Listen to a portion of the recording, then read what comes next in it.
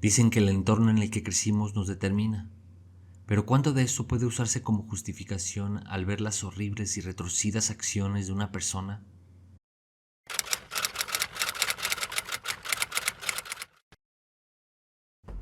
Tomohiro Kato, de 25 años, está decidido y comienza desde su teléfono. Tengo sueño, me adentraré en la multitud y si el coche queda inservible, usaré un cuchillo. Adiós a todos. ¿Soy incapaz de tener amigos? Ha llegado la hora. Vamos. Akihabara es el epicentro de la cultura otaku, un laberinto de luces de neón, tiendas de electrónica y videojuegos. Los domingos, la calle principal Chuodori se cierra al tráfico para que miles de peatones caminen libremente. Es un ambiente de ocio, familias y turistas. Es casi mediodía y Tomohiro Kato llega al lugar en un camión alquilado de 2 toneladas. Lleva días publicando sus intenciones en foros de internet, describiendo su soledad y su plan de ataque. Llegamos a Akihabara. Es el día del paraíso peatonal, ¿verdad? Solo quedan unos minutos. Hay mucha gente. Es perfecto.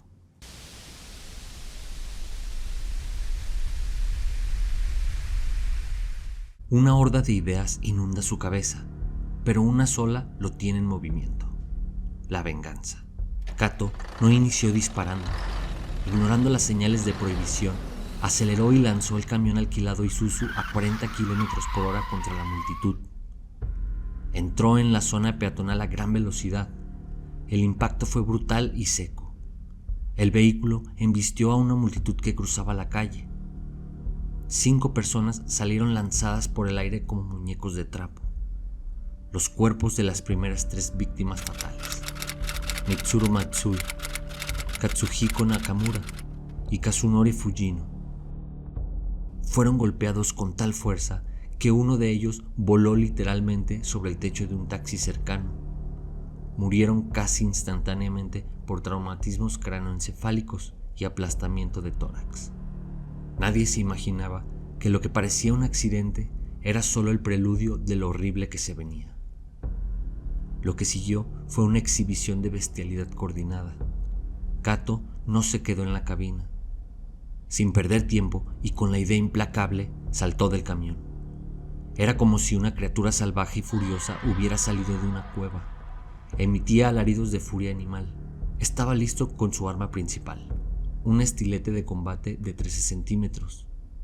No era que simplemente cortaba, estaba diseñado específicamente para penetrar tejidos profundos. Tomohiro no solo llevaba una daga, había comprado un total de 6 cuchillos diferentes en una tienda de suministros de caza y montañismo días antes. Llevaba una funda doble cruzada en el pecho bajo su chaqueta para un acceso rápido. Cuando bajó del camión, la gente pensó que era una víctima del choque, y cuando se acercaron para ayudarlo, Kato aprovechó la confusión para empezar lo que él llamó su cosecha. Pasó de 0 a 100 y se abalanzó hacia los peatones. Su técnica de ataque era quirúrgica. Buscaba el cuello y el torso. En eso apuñaló a un oficial de policía que estaba regulando el tráfico. Lo hizo con un movimiento ascendente hacia el abdomen, buscando la aorta. No tenía intención de quedarse forcejeando. Apuñalaba 1 o 2 veces con fuerza extrema y saltaba hacia la siguiente persona. Testigos afirman que emitía un gruñido mecánico cada vez que hundía el metal. Maimuto, una estudiante que miraba el camión mientras estaba accidentada, fue apuñalada por Kato. El cuchillo entró por su espalda, perforando el pulmón y el corazón. Muto murió desangrada en cuestión de minutos sobre el asfalto. Takahiro Kawaguchi, de 19 años, recibió una puñalada tan profunda en el pecho que el arma llegó a rozar la columna vertebral. Kato no tiraba atajos al aire, apuñalaba profundamente. La sangre empezó a correr por el pavimento de Chuodori, mezclándose con los folletos de propaganda y los carteles de anime. En menos de 2 minutos, apuñaló a 12 personas. Los testigos describieron a un hombre con una camisa de color claro, salpicado de rojo de arriba abajo, moviéndose con una agilidad aterradora entre la multitud que corría en todas direcciones. El escenario era un caos de personas vestidas de cosplay y compradores de electrónica corriendo por sus vidas, mientras Kato caminaba entre ellos con una sonrisa fija, balanceando la daga chorreante. La masacre duró apenas unos minutos, pero la letalidad fue extrema. La policía finalmente lo acorraló en un callejón lateral. Un oficial le apuntó con su arma reglamentaria y le ordenó soltar la daga. Kato, viendo que el juego había terminado, dejó caer el arma ensangrentada y se entregó sin resistencia física. El balance final de esos pocos minutos de locura fue de 7 muertos y 10 heridos de gravedad. Las víctimas iban desde estudiantes universitarios de 19 años hasta un hombre de 74. Kato había cumplido su promesa. Akihabara se había convertido en un cementerio a plena luz del día. (2008 年6月)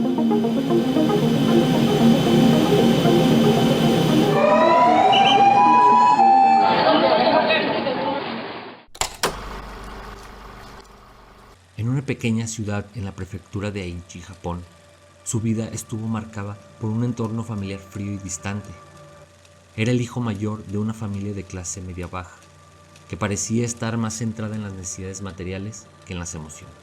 Kato no venía de un entorno marginal común, venía de una familia de clase media en Aomori, pero su crianza fue un régimen de terror académico y psicológico impuesto. Su padre era una figura autoritaria y emocionalmente ausente. Representaba todo lo que Kato odiaría de la sociedad más tarde. Alguien que impone disciplina sin ofrecer apoyo afectivo. Con su madre, la relación era algo distinta, aunque menos distante, también era frágil. A menudo se sentía ignorado por ella, ya que la mujer se centraba en el mantenimiento del hogar que en atender las necesidades emocionales de sus hijos. Lo que vivía desde muy chico empezaba a hacerle estragos en su mente. Su madre lo obligaba a comer del suelo como un perro si su caligrafía no era perfecta o si fallaba en los estudios. No se le permitía tener amigos ni participar en actividades recreativas. Su vida era un ciclo de estudio y castigo. Desde temprana edad fue marcado por la sensación de rechazo. No encajaba, era diferente, solitario, y el vacío que sentía en su hogar se amplificaba en el entorno social.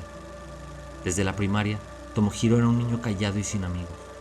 Lo llamaban extraño e incluso sus profesores se preocupaban por su aislamiento.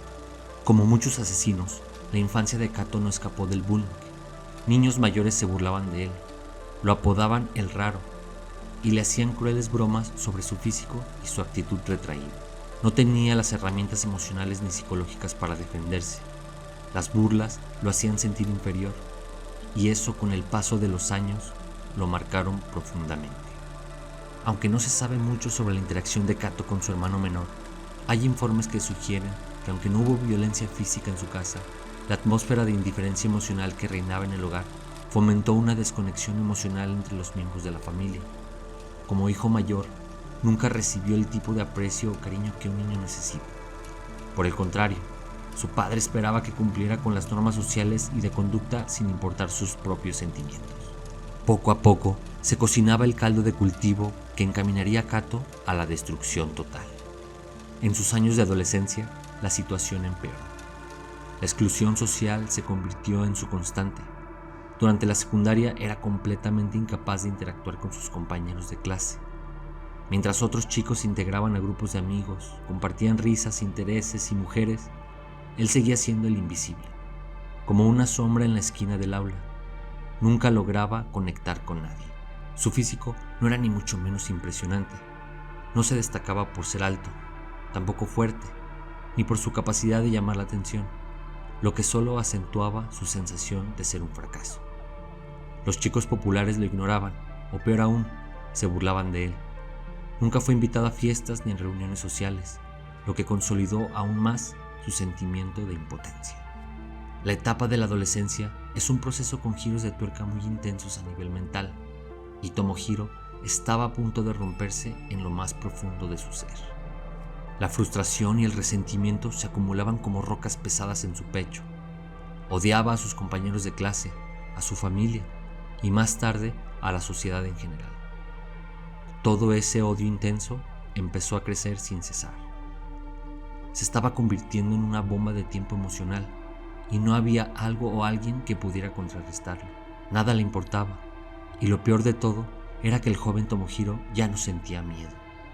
Ese sentimiento de temor era el pequeño hilo que lo detenía para actuar, y simplemente se había desvanecido. Ya no tenía nada que perder. Por un tiempo trató de aislarse aún más. Encontró el refugio perfecto para él, y que de alguna manera lo elevó. Se había sumergido en la virtualidad. En ese mundillo comenzó a frecuentar foros de internet donde se relacionaba con personas que compartían su perspectiva de vida. Allí encontró un lugar en el que podía desahogarse sin ser juzgado. Los foros se convirtieron en su única vía de escape. En estos espacios compartía sus frustraciones, sus enojos y, lo más importante, sus pensamientos más retorcidos y oscuros. Uno de los aspectos que más se destaca en sus publicaciones era su deseo de venganza. Aunque en sus primeros comentarios no mencionaba explícitamente la violencia, las palabras de desprecio hacia el resto de la sociedad comenzaron a hacerse más y más evidentes. En su mente, la sociedad le había fallado una y otra vez. Kato se sentía invisible, como si fuera un nadie, un hombre sin futuro, sin nada que lo conectara con el mundo. Luego de completar la escuela, trató de insertarse en el mundo laboral, pero la historia fue la misma. No encontraba un lugar donde encajar. Era un freeter, que son aquellos jóvenes que trabajan en empleos temporales o a tiempo parcial, en lugar de buscar un empleo formal y estable. Tras varios intentos fallidos de encontrar trabajo estable, consiguió empleos temporales uno tras otro. Trabajó en una tienda de videojuegos y luego en oficinas de bajo nivel. Sin embargo, su falta de habilidades sociales y su actitud agresiva lo hicieron incompatible con la mayoría de sus compañeros. En cada uno de sus trabajos se sentía como un desperdicio. El fracaso laboral constante, junto con la sensación de ser rechazado por la sociedad, consolidó su creciente odio. A medida que pasaban los meses y los años, Kato comenzaba a pensar cada vez más en la venganza y en la idea de materializarla. A pesar de los trabajos temporales, sentía que nada tenía sentido. Su falta de éxito y la continua sensación de fracaso lo llevaban a pensar que el único camino posible era destruir a aquellos que, según él, llevaban una vida más fácil. Sus visitas a los foros de internet se intensificaron. Se unió a grupos donde se discutían temas sobre el rechazo social, violencia y la inequidad de la vida. Los comentarios se volvieron más oscuros y más desesperados. Era evidente que Kato ya no veía ninguna salida a su sufrimiento. Ya no pensaba en soluciones. Su mente estaba anclada en la venganza. En el periodo 2006-2007 comenzó a sumergirse más en internet. Sin embargo, lo que comenzó como una manera de despejar su mente se convirtió rápidamente en un espacio donde podía alimentar su odio hacia la sociedad. Una de las plataformas que Kato frecuentaba era 2channel, actualmente conocido como 5channel, uno de los foros más populares de Japón, especialmente entre aquellos que sentían un rechazo o alienación social. En esa plataforma se discutían temas sobre el bullying, fracaso social e incluso sobre suicidio y violencia. Este foro era conocido por su anonimato y por albergar usuarios con pensamientos más radicales y desesperados. Kato, por supuesto, se sintió atraído por este ambiente oscuro. Documentó cientos de publicaciones en línea, algunas realizadas por teléfono móvil mientras conducía hacia Tokio. No tengo ni un solo amigo, y no lo tendré en el futuro. Me ignorarán porque soy feo. Estoy por debajo de la basura, porque al menos la basura se recicla. A través de estos foros comenzó a compartir sus pensamientos sobre la sociedad y su profunda frustración por no poder adaptarse a ella. Empezó a planificar su venganza. En una de sus publicaciones mencionó el deseo de hacer algo grande, algo que llamara la atención de todos, algo que finalmente lo hiciera ser recordado. Si tuviera novia, no habría dejado mi trabajo, ni me habría vuelto adicto al celular. Un hombre con esperanza nunca podría entender esto. Pero más allá de sus publicaciones en 2channel, también frecuentaba otros espacios en línea, donde se hablaba de violencia y del desprecio hacia la sociedad moderna. En sus mensajes más oscuros, Kato mostraba una especie de disfraz emocional. Aunque nunca fue completamente explícito sobre sus planes, su rabia y su frustración eran palpables. También compartía sus pensamientos en otros sitios como Yahoo Japan, donde se discutía sobre el desprecio hacia el sistema de trabajo japonés, la dificultad de adaptarse y la competencia insostenible que él percibía como una farsa. Ya no estaba buscando soluciones, sino una revancha que destruyera lo que él veía como una sociedad inhumana y falsa. 3 días antes de la masacre, en la fábrica donde trabajaba, Kato llegó y no encontró su uniforme de trabajo. Sus compañeros, en una broma pesada o por descuido, lo habían movido. Para alguien con la fragilidad mental de Kato, esto fue interpretado como un mensaje de despido implícito. Entró en un ataque de pánico silencioso, abandonó la fábrica y nunca regresó. En su mente, había perdido su último vínculo con la sociedad productiva. Sentía que si no cometía la masacre, su existencia sería borrada incluso de internet. Prefería ser un asesino famoso que un usuario ignorado. Hay un detalle sobre su madre que fue el detonante final. Poco antes del ataque, Kato intentó buscar una forma de conexión humana a través de una novia imaginaria en internet. Cuando su madre descubrió sus escritos y su soledad, en lugar de apoyarlo, quemó sus pertenencias y sus pocos recuerdos de infancia como castigo por su patetismo. Declaró después que ese fue el momento en que sintió que su pasado había sido borrado, y al no tener pasado, decidió que no necesitaba futuro. Tras su captura en aquel callejón de Akihabara, no fue llevado a una celda común. Fue sometido a meses de interrogatorios y evaluaciones psiquiátricas. Japón necesitaba entender si estaban ante un loco o ante un calculador. Era más que obvio, y la respuesta de los médicos fue unánime. Kato era plenamente consciente, sabía lo que hacía, cómo lo hacía y por qué lo hacía. El juicio comenzó en 2010. Kato aparecía en la sala rodeado de guardias, pero su actitud no era la de un arrepentido. Se sentaba con la espalda recta, la misma postura que su madre le impuso. En el estrado, Kato habló de sus víctimas como si fueran obstáculos de un videojuego. Describió el momento en el que apuñaló a Maimuto, diciendo que sintió la resistencia de la carne, pero que su mente estaba enfocada en el siguiente objetivo. No hubo lágrimas. Sus abogados intentaron usar su infancia traumática como atenuante. Presentaron las pruebas de los maltratos de su madre, intentando demostrar que él era un robot programado por la violencia doméstica. El tribunal escuchó, pero la fiscalía fue implacable. Miles de personas sufren abusos y no alquilan camiones para aplastar estudiantes. En 2011, el juez Hiroaki Murayama dictó la sentencia. En Japón, el sistema penal es ojo por ojo. Si matas a varias personas con crueldad extrema, la única salida es la muerte. Kato escuchó su sentencia a la pena capital sin mover un solo músculo de la cara. Japón mantiene a sus condenados en un régimen de aislamiento absoluto. Kato pasó más de una década en una celda de apenas unos metros cuadrados. No se le permitía hablar con otros presos. Su única actividad era escribir. Escribió cientos de cartas y un libro titulado Abandono, donde analizaba su propia desconexión con la sociedad. Los guardias informaron que Kato se volvió extremadamente meticuloso. Limpiaba su celda con una obsesión enfermiza, alineando sus pocas pertenencias con la misma simetría con la que planeó su ataque. Parecía que en prisión finalmente había alcanzado el orden que su madre le exigía, pero en un entorno de concreto y rejas. 26 de julio de 2022. En Japón, los ejecutados no saben que van a morir hasta la mañana misma del acto. No hay última cena televisada ni despedidas largas. A las 7 a.m., los guardias entraron en su celda. Le informaron que su orden de ejecución había sido firmada por el ministro de Justicia. Fue llevado a la cámara de ejecución de la prisión de Tokio. Se le vendaron los ojos y se le colocaron esposas. El sistema japonés es único. Hay 3 botones en una habitación contigua. 3 guardias aprietan los botones simultáneamente para que ninguno sepa quién activó la trampilla. Kato fue colocado sobre la marca y a las 9 a.m. la trampilla se abrió.